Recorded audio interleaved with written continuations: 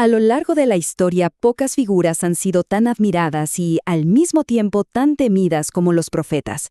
Uno siempre se pregunta, ¿no? ¿Eran personas comunes y corrientes con una convicción de hierro? ¿O de verdad eran un canal directo con lo divino, con palabras capaces de desatar tormentas? Vamos a explorar esa paradoja entre su poder y su propio pavor. A ver, detengámonos un momento a pensar en esto. ¿Qué clase de llamado puede ser tan abrumador que, en lugar de aceptarlo con orgullo, lo primero que provoca es el deseo de salir corriendo? Esa, justamente, es la paradoja central que vamos a intentar desentrañar hoy. Hoy en día, muchísima gente quiere ser la voz de algo, tener influencia, ser escuchado. Pero en la antigüedad, que Dios te eligiera para ser su voz, bueno, eso se veía como una carga casi insoportable. Y ese contraste nos dice muchísimo sobre cómo era realmente ese llamado. Entonces, ¿de dónde salía todo ese miedo?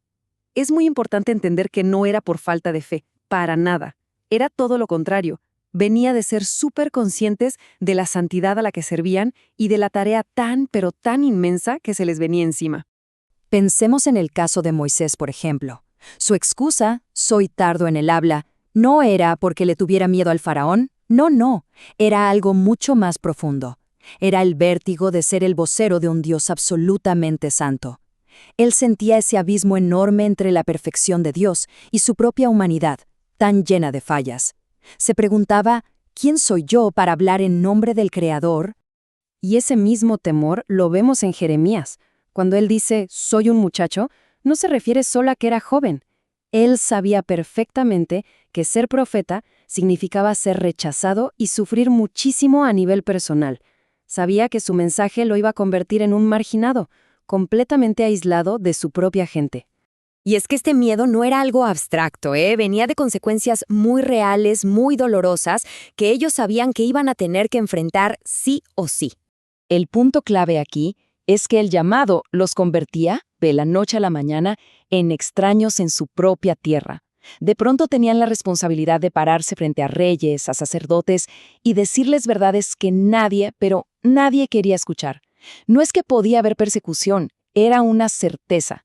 Y esa es la soledad del mensajero. Y aquí es donde la cosa se pone todavía más interesante, porque entramos en una de las mayores paradojas de sus vidas. Por un lado, soportaban un sufrimiento humano terrible, pero por el otro, manejaban un poder que, claramente, no era de este mundo.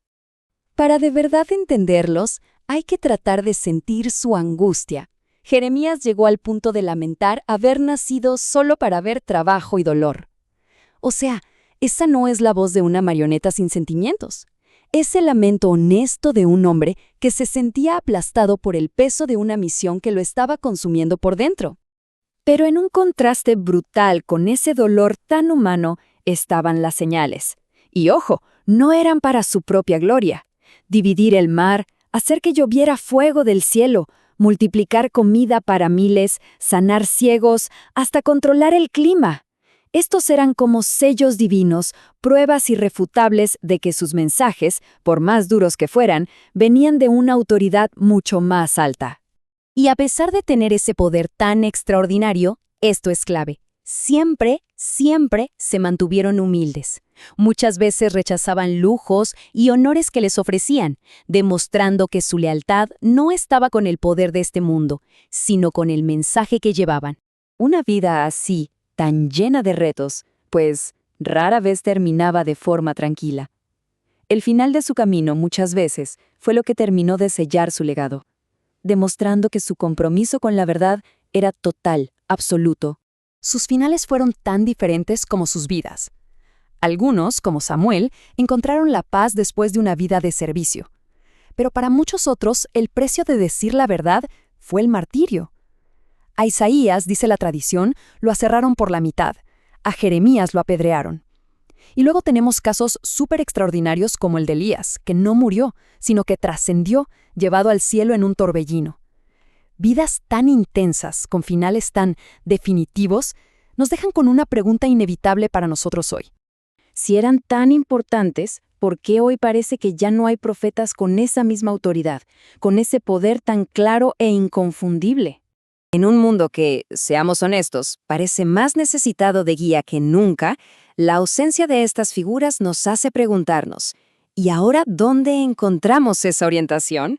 Bueno, una de las explicaciones teológicas más conocidas es la idea del mensaje culminante. Básicamente, dice que la era de este tipo de profetas se acabó porque el mensaje de Dios ya fue entregado en su forma final y completa a través de una figura central, y por eso ya no se necesitan nuevos intermediarios con esa autoridad.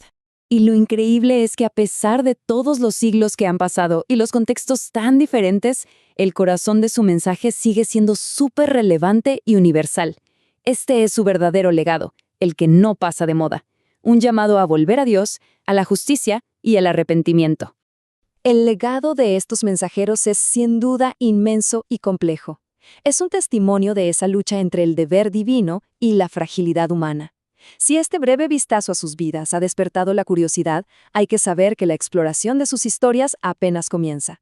Para quienes quieran profundizar más en sus luchas, en su conexión con lo divino, el libro Los Profetas ofrece una guía mucho más detallada.